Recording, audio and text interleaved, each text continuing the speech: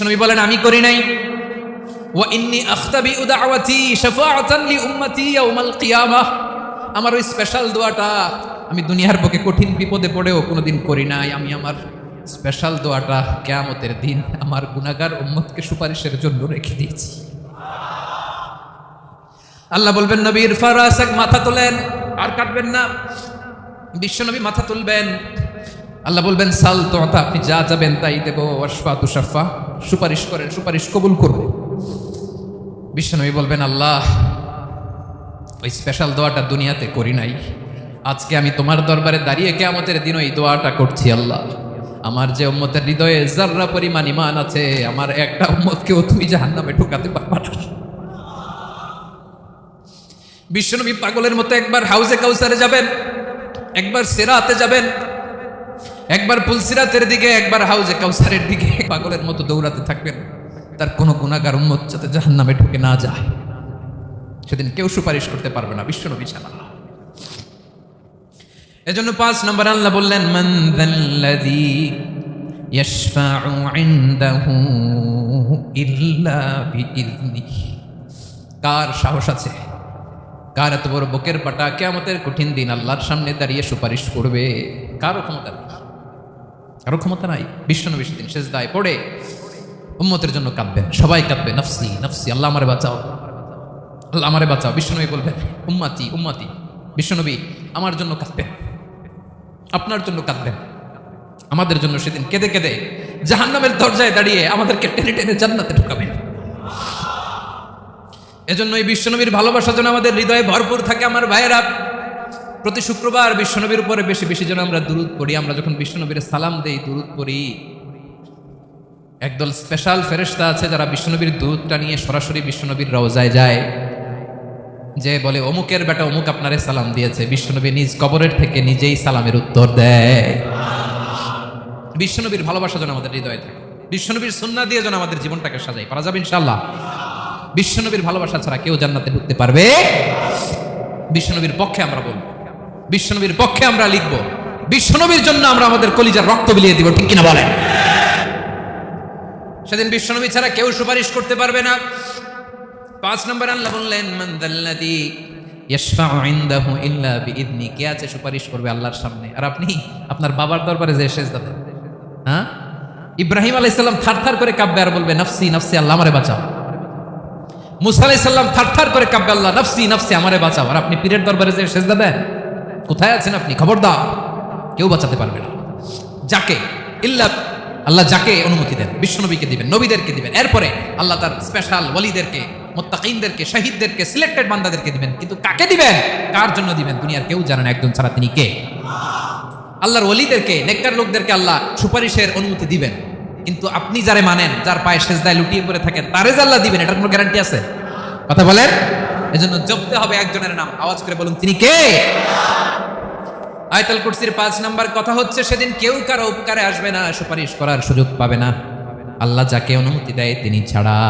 আল্লাহ যদি কাউকে দয়া করে অনুমতি দেয় তাহলে করতে পারবে, তাহলে পারবে। সেই কিয়ামতের দিনটা বড্ড ভয়ঙ্কর, কেউ সুপারিশ করার সাহস পাবে না। আরে আমার অবস্থা কি আমি জানি না, আমি আবার কারোর জন্য সুপারিশ করব? কথা বুঝেন নাই? আমার কি হবে আমি জানি, তা আমি আরেকজনকে নিয়ে টেনশন করার সুযোগ কোথায়? ইয়া নফসি, আল্লাহ আমারে বাঁচাও, আমারে বাঁচাও, আমারে বাঁচাও। কাঁদতে কাঁদতে মানুষ হয়রান হয়ে যাবে, এ নাকি আবার আরেকজনের বাঁচাও। বিশ্বনবী বলেন, বিশ্বনবী একবার ছাগলের রান খাচ্ছিলেন, রান খেতে খেতে বিশ্বনবী বলেন আনা সাইয়্যিদুন নাসি ইয়াউমাল কিয়ামা, আমি কিয়ামতের দিন সর্বশ্রেষ্ঠ হব, মানুষের মধ্যে সর্বশ্রেষ্ঠ সেরা আমি বিশ্বনবী। আলহামদুলিল্লাহ পড়েন। বিশ্বনবী বলেন সেদিনটা বড্ড ভয়ঙ্কর, সেদিন কেউ কারো কোনো উপকারে আসবে না, বন্ধু বন্ধুর কাজে আসবে না, স্ত্রী স্বামীর উপকারে আসবে না, স্বামী স্ত্রীর উপকারে আসবে না, পীর সাহেব মুরিদরে বাঁচাতে পারবে না, মুরিদ পীর সাহেবরে বাঁচাতে পারবে না, নেতা কর্মীর পরিচয় দিবে না, কর্মী নেতার পরিচয় দিবে না, ভাই বোনকে চিনবে না, বোন ভাইকে চিনবে না, বাবা তার সন্তানকে চিনবে না, মেয়েকে দেখে মা দৌড়ে দৌড়ে পালাবে। বড্ড ভয়ঙ্কর দিন।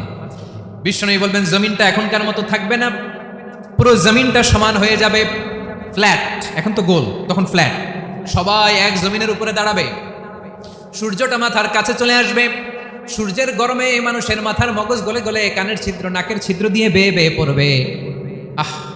সবাই হয়রান, পেরেশান, ক্লান্ত শ্রান্ত। মানুষগুলো বলবে বাঁচার কোনো উপায় নাই। 50,000 বছর মানুষ এরকম দৌড়াবে, চিৎকার করবে, কাঁদবে, বাঁচার কোনো উপায় নাই। সবাই বলবে আল্লাহ যদি বিচারটা শুরু করতো, যা হবার হবে, আগে বিচার শুরু করুন। বিচারই শুরু হয় না। বিচার শুরু হইতেই 50,000 বছর। আল্লাহ, 50,000 বছর, 5,000, 15,000 না, 50,000 বছর এরকম যাবে। মানুষগুলো কাঁদতে কাঁদতে বলবে চলো আমরা আদম আলাইহিস সালামের কাছে যাই, যেন আল্লাহর যে সুপারিশ করে, আল্লাহ আপনি বিচার শুরু করেন। কিয়ামতের ময়দানে সবাই মিলে সাইয়েদনা আদম আলাইহিস সালামের কাছে যেয়ে বলবে ইয়া আবাল বাশার ইয়া আউয়ালাল আম্বিয়া, ও আদম নবী, আপনি দুনিয়ার বুকে প্রথম নবী। আল্লাহ নিজ হাতে আপনারে 60 হাত লম্বা করে বানিয়েছেন, আপনার সম্মানে ফেরেশতাদেরকে সেজদা দিতে বলেছেন। দুনিয়ার প্রথম নবী, প্রথম মানুষ আপনি। আপনি আল্লাহর যে সুপারিশ করেন যেন আল্লাহ বিচার শুরু করে। আদম আলাইহিস সালাম বলবেন আমি পারবো না, কারণ আল্লাহ আমাকে একটা নিষিদ্ধ গাছের কাছে যেতে নিষেধ করেছিল, আমি ভুল করে এই গাছের ফল খেয়েছি। নাফসি নাফসি, আজকে আমার কি হবে আমি জানি না, আমি বড় লজ্জিত। আমারে যদি আল্লাহ জিজ্ঞেস করে কেন খাইছিলে, আমার কোনো উত্তর নাই। তোমারে বাঁচাবো কেমনে আমি? নবীরা থার করে কাঁপবে সেদিন। আদম আলাইহিস সালাম বলবেন আমি পারবো না, মাফ করো আমাকে, আমি পারবো না। ওই যে ভুল করে গন্ধম খেয়ে ফেলেছি, নিষিদ্ধ গাছের ফল খেয়ে ফেলেছি, আমি বড় লজ্জিত, অনুতপ্ত, আমি পারবো না। আজকে আল্লাহ এত রাগান্বিত হয়েছে, আগে কখনো আল্লাহ এত রাগান্বিত হয় নাই, ভবিষ্যতে আল্লাহ কখনো এত রাগান্বিত হবে না। আমি পারবো না। এক কাজ করো, তোমরা নূহ আলাইহিস সালামের কাছে যাও। কোন নবী? লোকেরা এবার পাগলের মতো দৌড়াতে দৌড়াতে আল্লাহর নবী নূহ আলাইহিস সালামের কাছে যেয়ে বলবে ইয়া নবী আল্লাহ নূহ, আনতা আউয়ালুর রাসূলি ফিল আরদ, আপনি জমিনে প্রথম রাসূল। আদম আলাইহিস সালাম নবী ছিলেন, রাসূল ছিলেন না। এই দুনিয়ার বুকে প্রথম রাসূল ছিলেন আল্লাহর নবী নূহ আলাইহিস সালাম। সবাই বলবে ও নবী আল্লাহ নূহ, রাসূল আল্লাহ নূহ, আল্লাহ আপনাকে আবদান শাকুরা, শুকরগুজার বান্দা বলে কোরআনে বলেছে। কোরআনে নূহ আলাইহিস সালামের নামেও সূরা আছে না নাই? আপনি আল্লাহর প্রিয় বান্দা, প্রিয় রাসূল। দেখেন আমাদের কি দশা, ঘামতে ঘামতে শেষ। জমিনটা তামার জমিন, সূর্যটা মাথার কাছে, কি করবার পারি না, ঘামতে ঘামতে আর কত ঘামবো, কত দাঁড়িয়ে থাকবো। আল্লাহরে যে বলেন বিচার যেন শুরু করে। নূহ আলাইহিস সালাম বলবেন আমিও পারবো না, আমিও পারবো না। আমি আমার ছেলের জন্য এক কথা বলে ভুল করে ফেলছি। যখন মহাপ্লাবন হবে আমি বললাম আল্লাহ আমার কলিজার টুকরা সন্তান রে বাঁচান। আল্লাহ বললেন ও নূহ, সে তোমার সন্তান না, কারণ সে ঈমান আনে নাই, সে পাহাড়ের উপর দাঁড়িয়েছে, দেখি কেমনে সে বাঁচে। ওই যে আমি একটা না বুঝে আবদার করেছি, আল্লাহ আমার উপর রেগে গিয়েছিলেন। আজকে আল্লাহ ওই ব্যাপারে যদি আমারে প্রশ্ন করে, আমার কোনো জবাব নাই, আমি পারবো না, মাফ করো। তোমরা সবাই মিলে আল্লাহর খালিল ইব্রাহিম আলাইহিস সালামের কাছে যাও। লোকগুলো পাগলের মতো খুঁজতে আরম্ভ করবে, অযুত লক্ষ নিযুত কোটি মানুষের ভিড়ে আল্লাহর খালিল ইব্রাহিমকে যেয়ে বলবে ইয়া খালিলুল্লাহ, ও আল্লাহর খালিল, আল্লাহ আপনাকে বড্ড ভালোবেসেছেন, আপনি কাবা বানিয়েছেন, আল্লাহ আপনাকে বড্ড পছন্দ করেন। দেখেন আমাদের কি অবস্থা। আপনি যে আল্লাহর কাছে সুপারিশ করেন যেন আল্লাহ আজকে বিচার শুরু করে। আল্লাহর নবী ইব্রাহিম বলবেন আমিও পারবো না, আমি আমার জীবদ্দশায় 3টা মিথ্যা বলেছি। কয়টা? আসলে মিথ্যা না, একটু টুইস্ট করে কৌশল করে কথা বলেছিলেন, ওইটাকে হাদিসে মিথ্যা বলা হয়েছে। আমি জীবনে 3টা মিথ্যা বলেছি, জীবন বাঁচানোর তাগিদে কৌশল করে 3টা কথা বলেছি। আজকের এই কঠিন ময়দানে আল্লাহ যদি ওই 3টা কথার ব্যাপারে জিজ্ঞেস করে, লজ্জায় আমি মাথা দেখাতে পারবো না, আমিও পারবো না, আমিও পারবো না। আজকে আল্লাহ এত রেগে আছে, আগে কখনো এত রাগে নাই, পরেও রাখবে না। তোমরা সবাই মিলে বনি ইসরাইলের নবী মুসা আলাইহিস সালামের কাছে যাও। সবাই এবার যাবে মুসা আলাইহিস সালামের কাছে, যেয়ে বলবে ইয়া নবী আল্লাহ মুসা, আপনি ছিলেন কালিমুল্লাহ, আল্লাহর সাথে সরাসরি কথা বলতেন। রব্বুল আলামিন আপনাকে তাওরাত কিতাব দিয়েছেন, আপনি যে একটু সুপারিশ করেন। আল্লাহর নবী মুসা বলবেন মাফ করো, আমিও পারবো না, আমি দুনিয়ার বুকে ভুল করে একটা মানুষকে মেরে ফেলেছি। আমি মারছিলাম আদব শিক্ষা দেওয়ার জন্য এক থাপ্পড়, থাপ্পড়ে যে ওই লোক মরেই যাবে আমি জানতাম না। আজকে আল্লাহ যদি জিজ্ঞেস করে কেন মারলা, জবাব আছে? ওই লজ্জায় আমি অনুতপ্ত, আমি পারবো না, আমার এই কথা বলো না। আজকে আল্লাহ বড্ড রেগে আছে, আমি পারবো না। তোমরা আল্লাহর নবী সাল্লাল্লাহু আলাইহি সাল্লামের কাছে যাও। কিয়ামতের ময়দানে মানুষগুলো পাগল পাড়া হয়ে আল্লাহর নবী ঈসা আলাইহিস সালামের কাছে যাবে, যে বলবে নবী ঈসা আপনি রূহুল্লাহ, বাবা ছাড়া আল্লাহ আপনাকে বানিয়েছেন, ইনজিল কিতাব দিয়েছেন, মৃত মানুষকে আপনি জীবিত করতে পারতেন। আজকের এই কঠিন বিপদের দিনে আপনি আমাদের সাহায্য করেন। আল্লাহর কাছে যে বলেন যেন বিচার শুরু করে। ঈসা আলাইহিস সালাম বলবেন আমিও পারবো না, ইন্নী উবিদতু মিন দুনিল্লাহ, আমার উম্মত খ্রিস্টানেরা আল্লাহরে বাদ দিয়ে আমি ঈসার ইবাদত করেছে। আমার মা ম্যারি আর আমাকে ডাকতো জেসাস ক্রাইস্ট, আমার ইবাদত করেছে, যদিও আমি আমার ইবাদত করতে বলি না। ঈসা আলাইহিস সালামও ইবাদত করতে বলেছেন একজনের, তিনি কে? আল্লাহর নবী ঈসা আলাইহিস সালাম বলবেন আমিও পারবো না, আজকে আল্লাহ অনেক রেগে আছে, আমি পারবো না, তবে একটা পরামর্শ দিতে পারি, একটা সাজেশন দিতে পারি। আজকের দিনে এই কঠিন মুসিবতের কালে, এই কঠিন সময়ে কেউ আল্লাহর দরবারে দাঁড়িয়ে একটা টু শব্দ করার ক্ষমতা কারো নাই, একমাত্র আখিরি জামানার পয়গাম্বর বিশ্বনবী মুহাম্মদুর রাসূলুল্লাহ ছাড়া। মানুষগুলো এবার আগুনের মধ্যে পানি দিলে যেমনি আগুন নিভে যায়, দাউ দাউ করা হৃদয়ে জ্বলন্ত আগুন তাদের ঠান্ডা হবে।